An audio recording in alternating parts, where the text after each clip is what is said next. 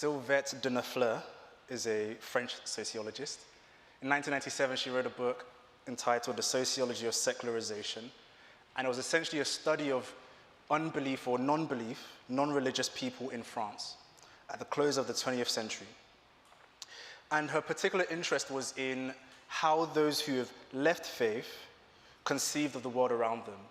And as you can imagine, for the most part, they spoke about their absence of faith quite positively.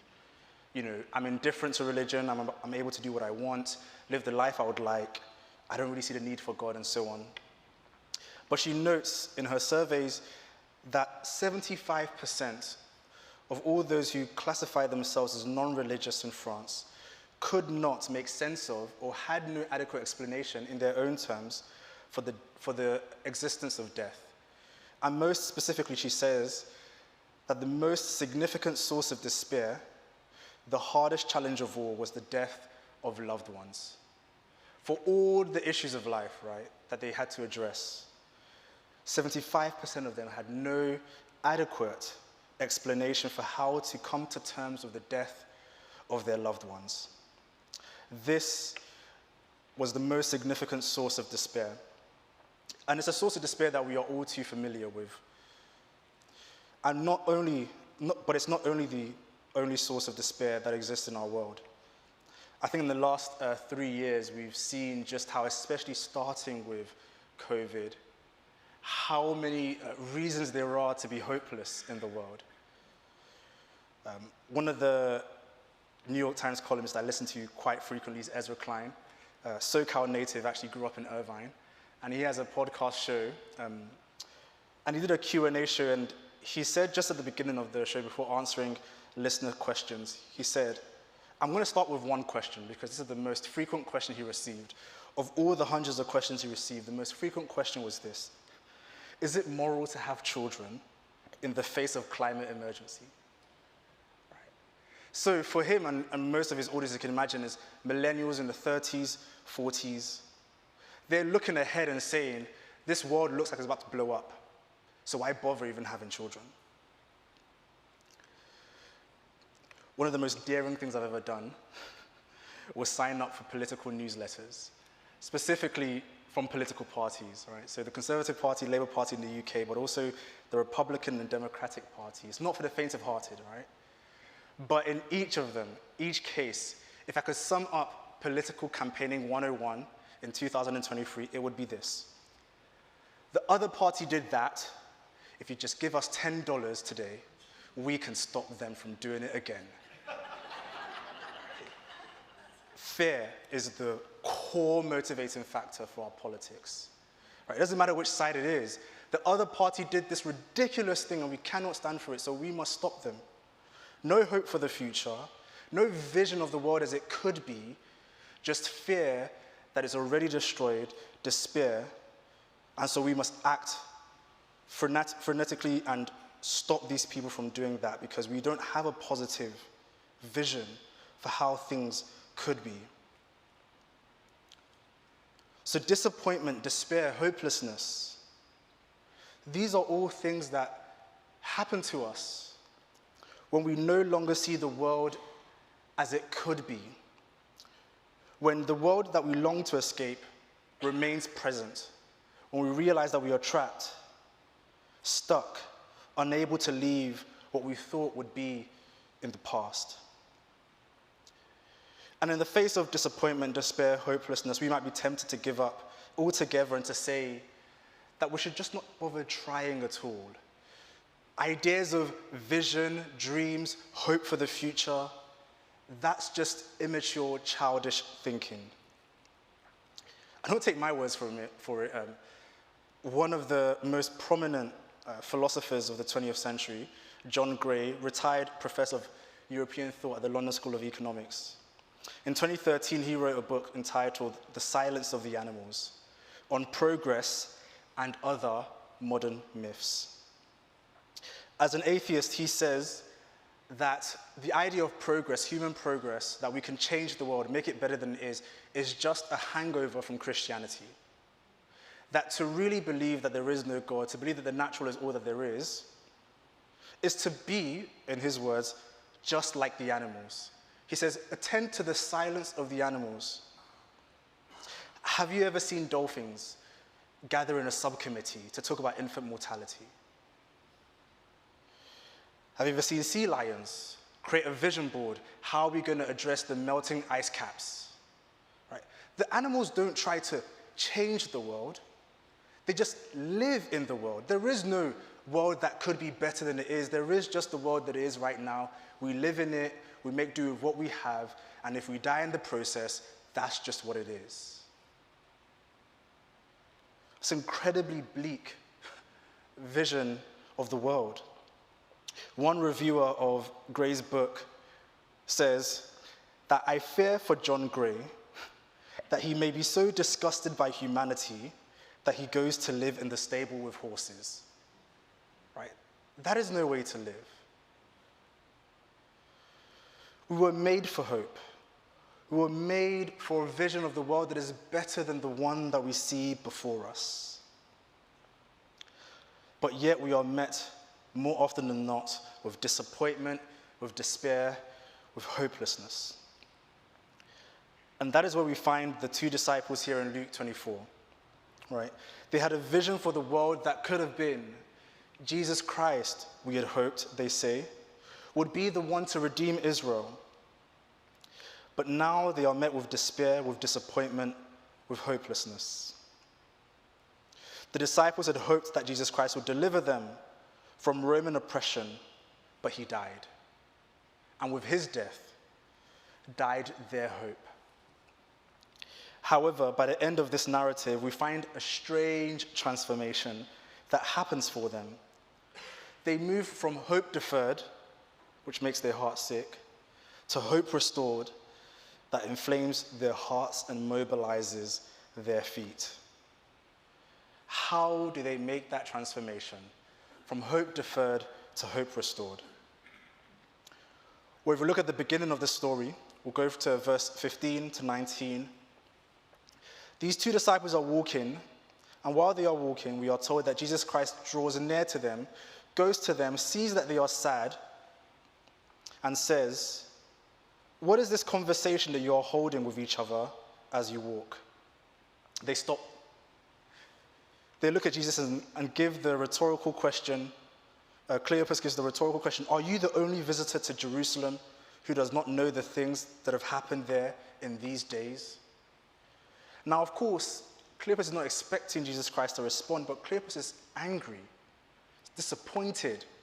And here is this man that has the audacity to ask what just happened when the most significant thing in human history has just happened. Are you the only visitor in Jerusalem who does not know what has happened in these days?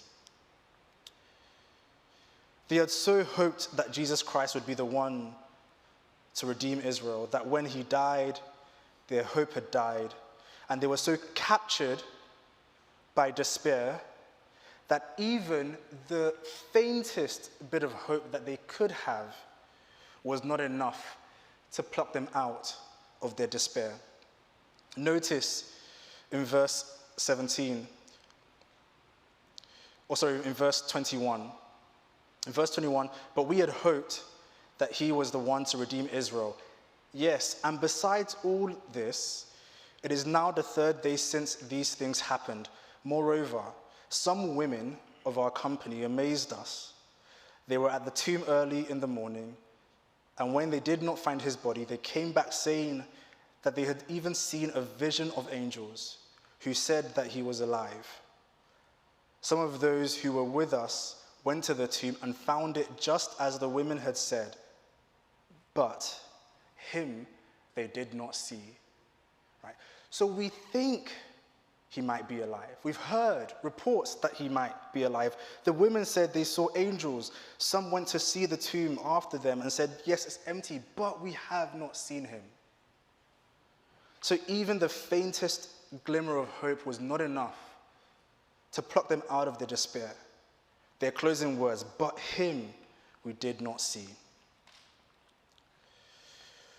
One of the greatest British preachers of the 20th century, Martin Lloyd-Jones, Welsh preacher of Westminster Chapel, he tells a very illustrative story of his time in Wales before moving to London to be a preacher. He was a preacher in Wales in his early years. And he speaks of the elders calling him to go and visit this man that they really hoped would be an elder in the church as well. They wanted him to join. He was very astute, learned in theology. But these last couple of years, he had been stuck in his home. He didn't want to come out. He had entered this sort of like pit of despair and disappointment, of hopelessness. And so they say to Martin Lloyd-Jones, can you come and visit him? Maybe you can talk to him, help him get out of this rut, because I think he'll be a great asset to the church. So Martin Lloyd-Jones goes and visits him, sits down beside him and says, what happened? Why are you in this place? I would love to hear your story. Tell me what is going on. And the man says, well, I used to be in the Royal Navy. When World War II broke out, they had called the people of Britain to join the army, the navy, the air forces, and to stop the Nazi party, to stop Hitler. So I joined the Royal Navy. And I'm stationed in Gibraltar, which is just the southernmost region of Spain, at the tip of the entrance of the Mediterranean Sea.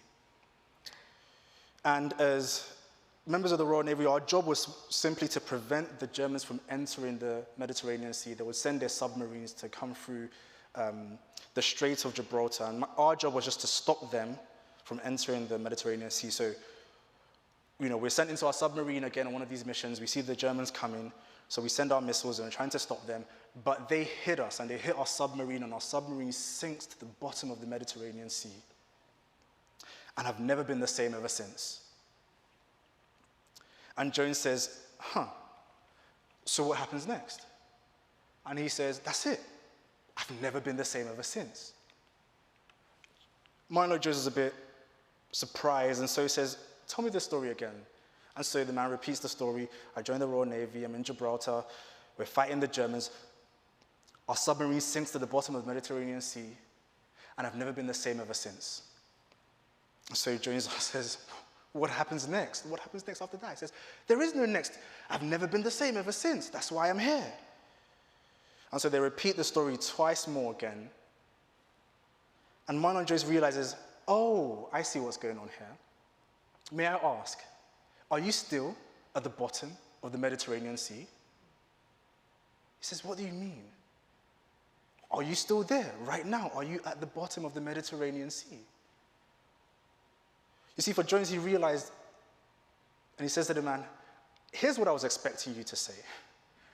We sink to the bottom of the Mediterranean Sea. I thought I was going to die, and then our allies came and helped us. We came back to the shore. The medical team came to us, took us to the hospital, put us back to health. I flew back to Wales, and here I am, alive, but I've been traumatized by this event. I was expecting to narrate the story of how you got back here, because evidently you're not at the bottom of the Mediterranean Sea, but it seems that you have not left the bottom of the Mediterranean Sea.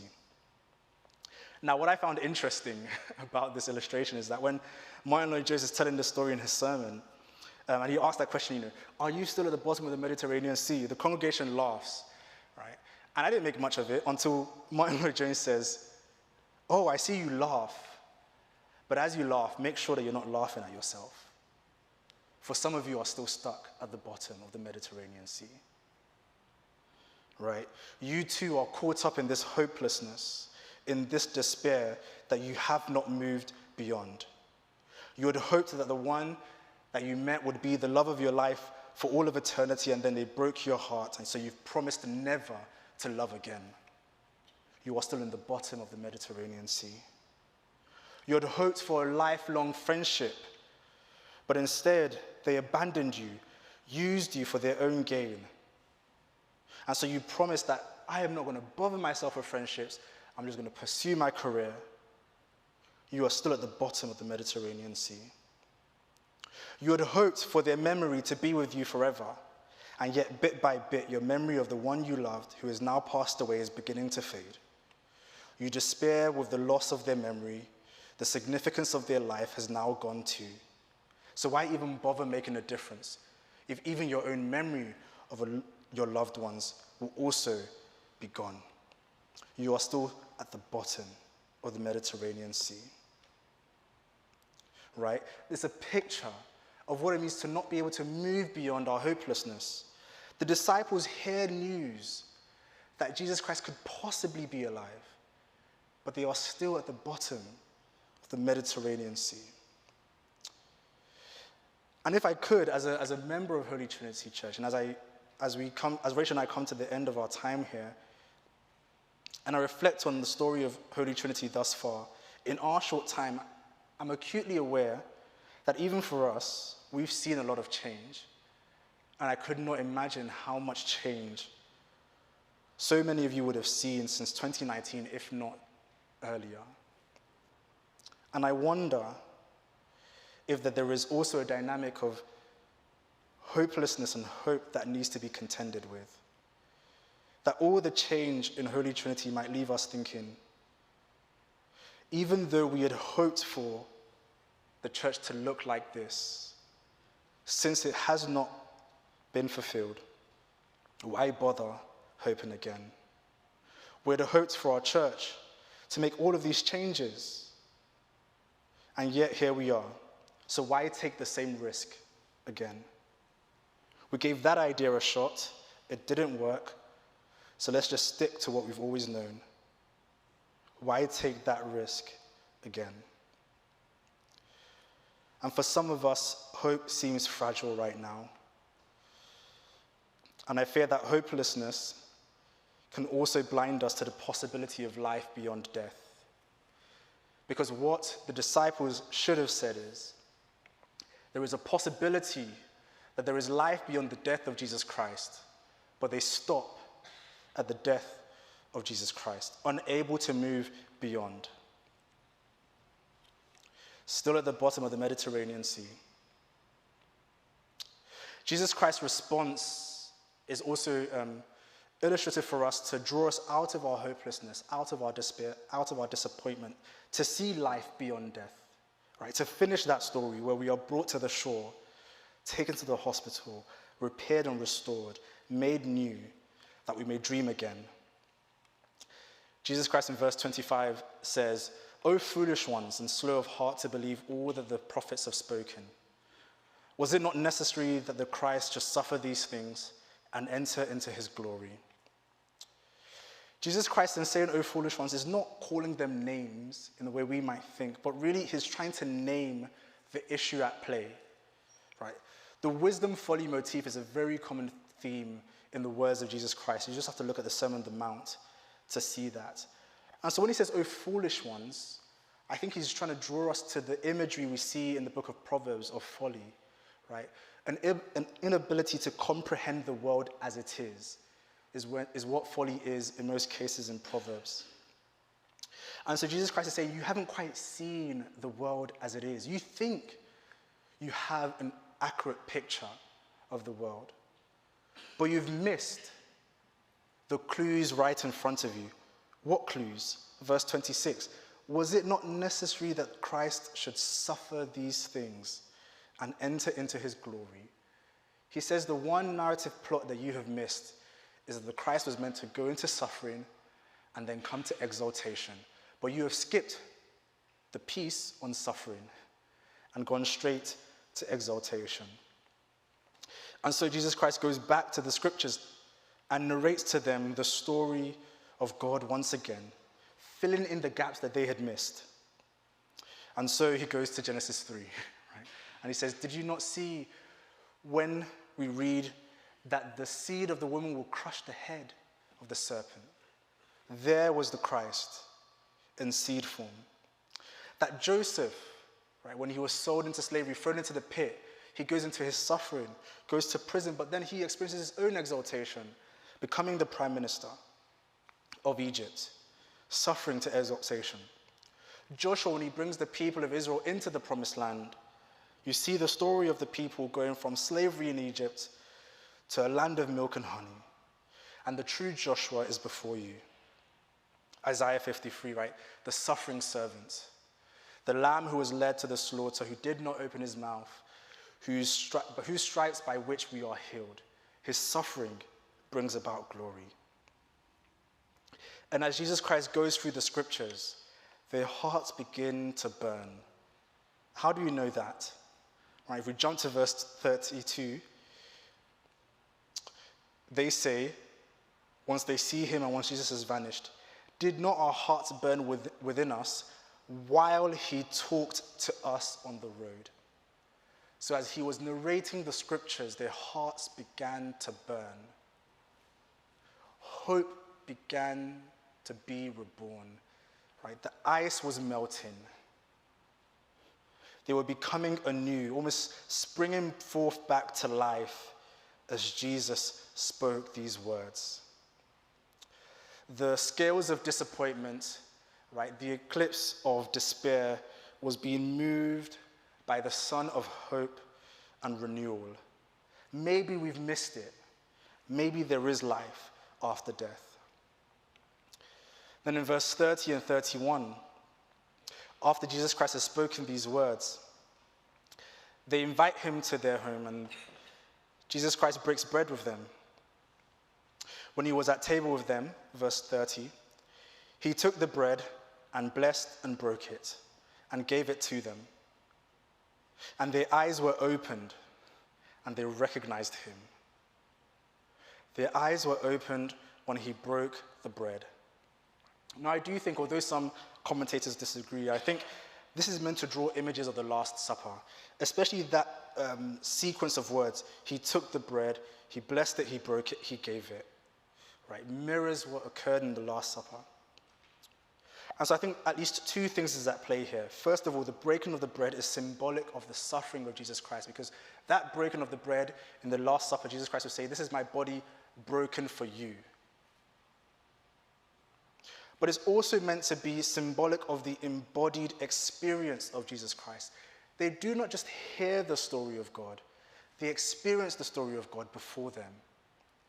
That the true transformation we need is not just to hear the story of God and the story of hope told to us, but to experience it for ourselves. That as we take the bread, which I also think is suggestive of the Eucharist, as we take the bread, we experience within our own bodies the story of hope that we desperately need. That Christ died for you and he has come to you, to meet you where you are. And what is the result of their open eyes and their burning hearts? Verse 33 to 35. And they rose that same hour and returned to Jerusalem.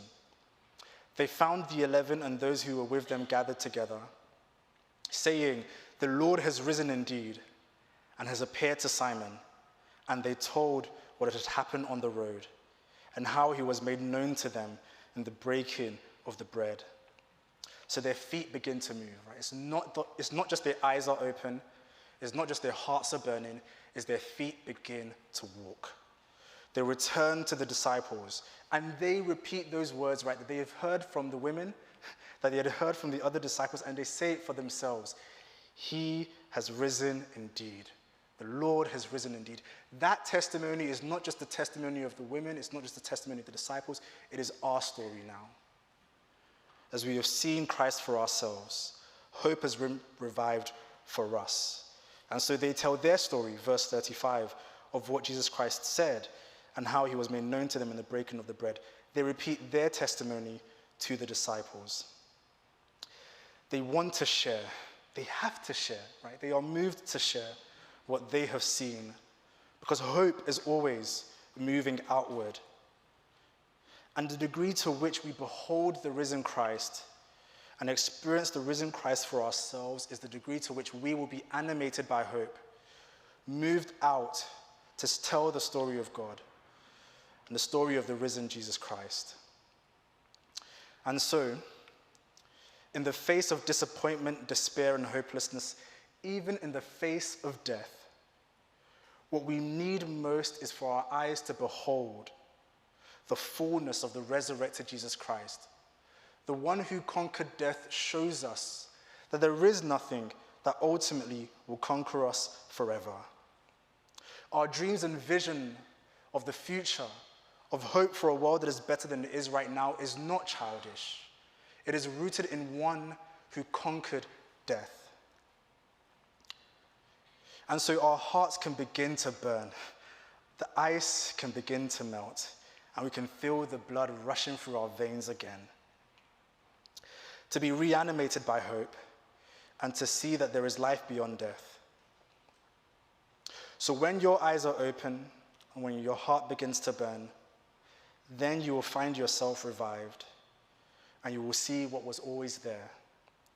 Life beyond death, in the one whose life conquered death. In the name of the Father, Son, and the Holy Spirit. Amen.